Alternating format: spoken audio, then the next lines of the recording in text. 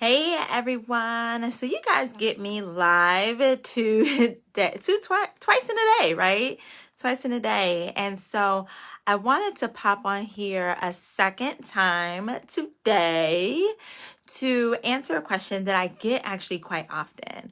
I've received the question, Aisha, why are your personal finance trainings for single moms, like why are the events that you hold geared towards single moms? Like, can't everybody else come? And so I wanted to come on and just share the answer to that question. And so some of you guys know, but some of you guys don't know that I've actually been a personal finance educator for about 10 years now. And so I've been teaching nationally recognized personal finance instructor, been featured in Essence, Black Enterprise, Jet, Quicken Loans blog, lots of different places, right? See, I see right why.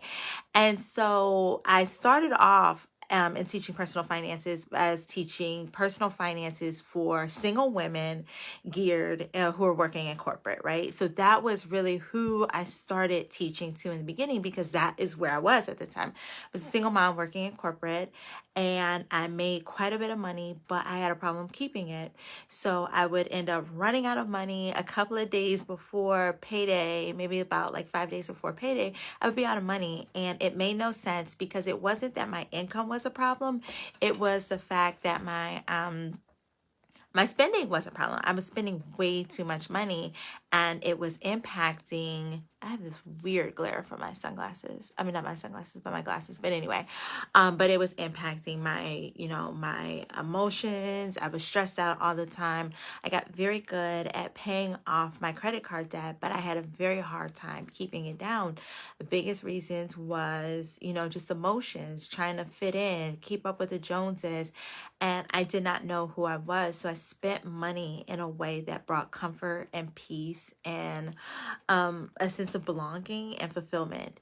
And so the main message behind why I initially started FNPHENOMENAL was to help women to recognize that their self-worth is not dependent on their net worth, and to give them financial tools to help them to spend their money in a way that allowed them to live without deprivation, but also allowed them to make progress in their finances. And so did a lot of that. It was very successful in that. And so when I became a single mom, I just kept up the same tips because at this point, writing in blogs, speaking on major stages, being featured in all these places, working with clients and getting a lot of transformation. And then I became a single mom and I was using those same tips that I had been using for all of those years, but yet there was a block. I was having a hard time really gaining traction in terms of how I managed my own money. And it became it became a place of shame and pain for me because here I am teaching all this stuff. Here I am getting these amazing transformations. But then, this is a transformation I got in my own life using my own tips that I had been teaching. But now as a single mom, it felt like my tips weren't working for me. And so as I began to look around to try and figure out, like, well, what am I doing wrong? Why aren't these tips working for me? These are my tried and true strategies, right? Why doesn't it seem like it's working anymore? And then I would look around at some of the other personal financial instructors and I'm like, what am I missing, right? But I realized that there was a huge emotional component to managing your money, which I already taught on when I talked to single women, because I would talk to them about loving yourself, acceptance, knowing who you are, and how those things are foundational and critical in terms of how you manage your money. But then what I did not realize is that when you add trauma, when you add shame, when you add guilt, when you add betrayal, and when you're just in this place of pain, sometimes those old habits that you thought should you kicked come back. When you're dealing with abandonment issues, because a lot of people won't say this, but 9 times out of 10, how you became a single mom can end up being a place of trauma. Because if you end up being walked out on, if you go through a divorce, if your spouse dies, if your husband dies, right? and even some of the cases with adoption where it could be, or a single mom by choice, where it could be a joyous time. What single motherhood puts you face to face with is the difference between what you thought family would be and what it is in reality. And that is a huge emotional component to how you end up going through life, right? But also it impacts how you manage your money. And so these are the things that I'm able to get raw and real with these women. These are conversations that sometimes other people, if they have not walked through those paths and those shoes, they won't understand them. Not to say that they cannot join the workshops, because as I've always said, if you're a woman, you can join. Please feel free. I want you to get these same tips because they're going to be nuggets that you can take out of it. But some of these nuanced conversations about what it means to maintain a household with one income, how to balance your spending, how to have peace of mind and avoid things like single mom guilt, which I struggle with. I found myself buying my babies clothes from Saks, baby clothes from Saks. Children only wear clothes for a couple of months. And I was buying them from Saks because I felt that buying my kids clothes from Saks meant that they weren't the children of a stereotypical single mom, because I never wanted to be a stereotypical single mom. I'm like, yo, I went to Duke. I went to the University of Michigan. Like, what society is saying is single motherhood. Like, yo, that will not be my portion, and nor will that be the portion of my children. And so I did everything I could to be able to parent in a way that was opposite of the statistics. But what was happening is I was heaping more guilt and shame upon myself. Me and fighting against the stereotypes continued to keep the stereotypes in my mind, and it ended up impacting my finances to the point where I was so emotionally spending that I was running through my savings account, but yet I still had to take time off from work to be able to adjust to single motherhood. And on top of that, I began to deal with depression. So then I ended up spending even more to help me to be able to feel better about myself, because I felt like a failure because I blamed myself for him leaving. Even though it was not on me that he left, he tried to force me to have an abortion. And when I said no, he walked out. So that was not on me, right? That was not on me, but yet I carried the burden. I carried the shame on it, and it began to be reflected in my finances. And this is the reason why I ended up moving my business. Actually, the Lord told me, he said, if you are struggling in your finances and you're the expert, you're the one who's passed the certified financial planning licensing exam, you're the one who's been doing this all these years, you're the one who's teaching the workshops, people look to you as their expert, but yet you're struggling with how to make that adjustment for how to manage your money as a single mom. You have a finance background, you have an economics background. So imagine how the woman, the mom, is feeling who doesn't have all these tools and resources that you have in your arsenal, because this is what you do. This is what you eat, sleep, and breathe, because this is what you're gifted in. So imagine how much somebody else is struggling. And what I could hear the Lord say was he was sending me to go bridge the gap between what these people were struggling with and how to teach them finances in a way that allowed them to get it, but also allowed them to heal the things that were causing them pain. Because really, when we look at addiction in general, right? And so I say this in general, like people have food addiction, people have spending addiction, people can have addiction to drug and alcohol, right? And so I'm using this as an example to say, usually when you see that, that is a symptom of the pain that exists inside. Right? And so I remember working with a woman one day, and she had actually gone through a very nasty divorce.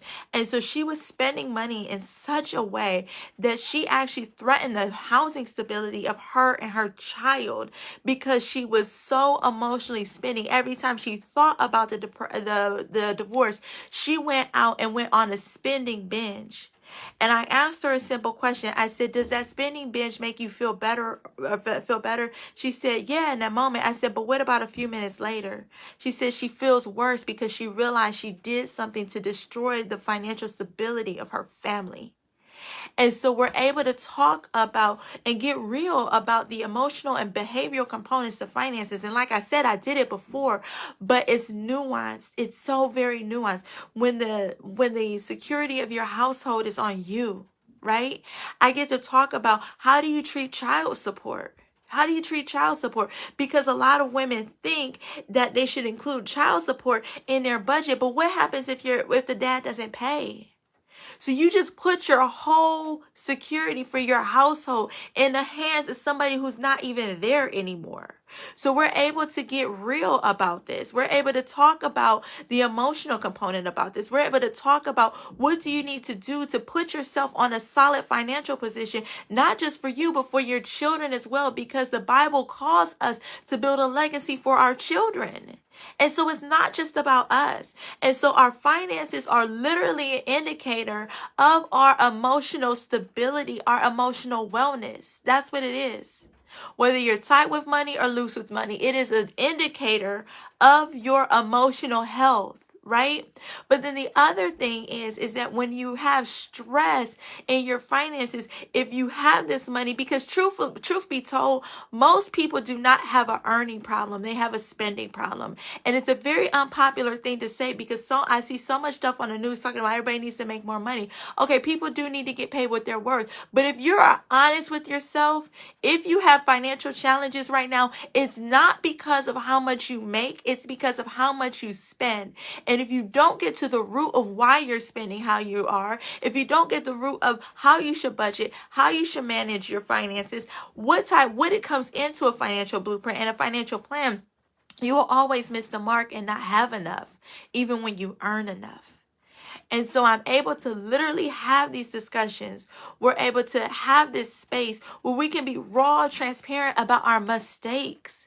Because that's one of the things that the Lord has been convicting me of recently, actually, to share more of the mistakes, share the shame. Because people look at me as if I have it all together. But if you understood the mistakes that I made, even though I knew better, which is why I'm so passionate about helping these moms to either overcome the mistakes that they made or not fall into the same mistakes. And this is what we're able to do.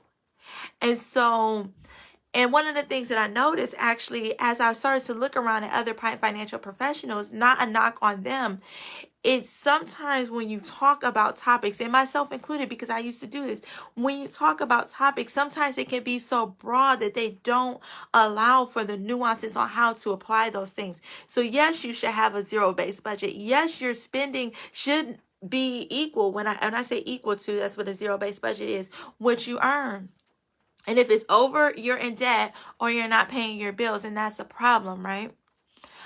But at the same time, how you execute those same principles, sometimes they can look different. Sometimes they really can. And sometimes you have to understand how, when you're building your solid, your financial safety net for your life, you have to consider different things. Like, you have a 3-month savings cushion. Yeah, if you have a 2 household income, but what if it's just you? What if you lose your job? What will you do? How are you going to survive? So there's certain things that you need to think of to be able to mitigate some of the risk that is inherent in a single motherhood household with your finances. And so I want to be able to dive deep into those things so that the women who leave my workshops understand what they need to do to thrive financially so they can do the work that God has called them to do. Because too many people miss out on their destiny work because they're too busy worried about their bank account and what they're going to do to survive, meet their needs, keep the lights on, or look like they have it all together, right? And so we need to be able to have spaces where we can be honest and transparent about that. And so that's why I do the finances for single moms. This is why I link it in terms of purpose, because I know that your financial wellness, you cannot unlink it from how you're able to walk in your purpose. Because if you stressed out, remember this, stress causes inflammation, and inflammation is the leading cause of heart disease and stroke. And so if you're stressed out about your money, then not only are you risking your health, but you are also risking the relationship that you have with your children, because financial stress also leads to harsh parenting. You're more likely to be a parent that spanks your child. You're more likely to be a yeller. You're more likely to have distance between you and your child, because you're dealing with the emotional piece of what it is that you're going through. And on top of that, you add stress on top of it for your finances. And so now I hope you understand like how we need to be able to have some nuances to the discussion, because I'm not going to sit up here and shame somebody and say, well, why can't you get it? Your spending has to be equal to your income, right? With all your financial goals. Everyone knows that. But we need to be able to get to the point where we're like, what is the how?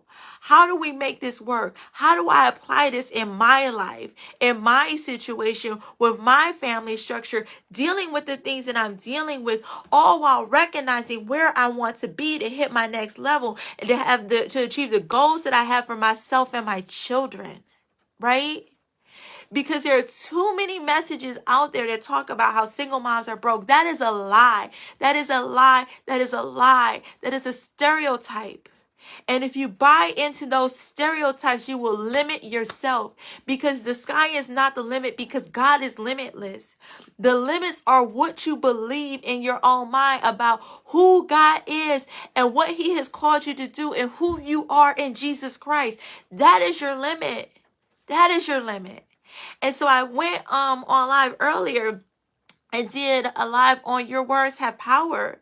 And I spoke about it more in terms of like building up or tearing down, and how we tend to talk about, well, I don't have to worry about that. I don't have to worry about that. Why do we frame this?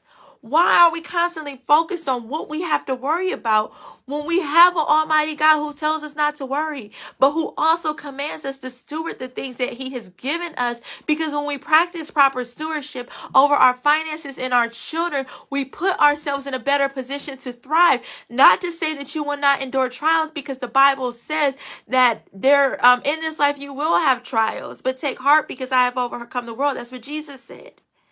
But the thing is, when the trials come, are you going to have a solid foundation? Or did you build your house and your financial house on sand, or did you build it on rock? And so that's what I love talking about, because when you build your house on rock, the rock it sustains itself. I've been in a position, and this is something I'm growing more comfortable talking about, where I have been here and I've been here. I had so much built up going into single motherhood, and I lost it all, right? And I've had to rebuild. But the thing is, we need to be able to have these conversations about what it looks like when you end up in the valley. How do you come out from that? How do you come out from that? How do you prepare yourself? How do you thrive in the middle of your journey? How do you do that? And so sometimes, and I used to ask the Lord, like, well, why did I have to go through all that, right? But why did you have to have me lose it all? Like that kind of sucked. But really, the thing is that it gives you a different perspective on life. It gives you a different perspective on God. It gives you a different perspective on purpose. It gives you a different perspective, and it teaches you how to appreciate life without having all the bells and whistles. You find joy in the little things, truly you do. And then when you get to this place of humility, when you get to this place of surrender, then God can build it back up, because you appreciate it and you don't take it for granted. What you do is you give more than you keep for yourself. You look for ways to help other people. You look for ways to be a blessing, and then you teach your kids how to properly steward the resources that God has given you. There is a reason for the season and the situation that you're in right now. And I don't want you to miss it. I don't want you to miss it. I don't want you to miss what God is doing in your life. And I don't want you to miss out on your purpose because you're making decisions based on your bank account, or taking certain jobs because you feel like that's what you have to do to maintain a household. Who said that? Who said that? Who said that there has to be a specific path that you have to walk? There's a path that God has for you, but too many of us are listening to all these other voices, and it gets us off the track because we're chasing money, or we're walking in a place where we're so stressed out about money that we can't hear God to listen to what He is telling us to do. And this is how, I forget who said it, I think it's Les Brown said, the richest place in the world is the graveyard, because that's where people take their ideas that could have changed the world. They take it with them to their deathbed because they're focused on the wrong things. There's fear involved. There's unbelief involved. There's people who said crazy things to them and told them that they would never make it. So they gave up on the plan and the destiny that God has called them to do. And so I hope that you understand why that is the case, the heart behind it. But also, because I know that there's some people who are not single moms or women watching this. But even with you, I want you to go back and look at your financial health. Assess where you are financially and be honest about your finances. Be honest about your emotional health. Be honest about your mental health, and be honest about how all of that impacts where you are financially. Because until you are truly honest, you can't change. Until you are truly honest, you can't grow. Until you are truly honest, you can't expand. Until you are truly honest, you can't walk in purpose because you're too busy running from the destiny that God has for you, or trying to do it in your own strength. And so I pray that this message blessed you. I literally felt it in my spirit to get on and share this with you. So I pray that this blesses you. And if you're a single mom, I encourage you to join the Budget Bootcamp on May the 19th at 6 p.m. Eastern Time. Please feel free to forward this video as well to a single mom who you know who can benefit from this. Please definitely share away. Invite your friends to the Budget Bootcamp, because I promise you it will be transformational. This is the first time I've offered it in 2 years. 2 years, right? And the feedback from the last 2 cohorts have been amazing, absolutely amazing. And so please don't miss it. Early bird pricing actually ends tomorrow, May, what day is that?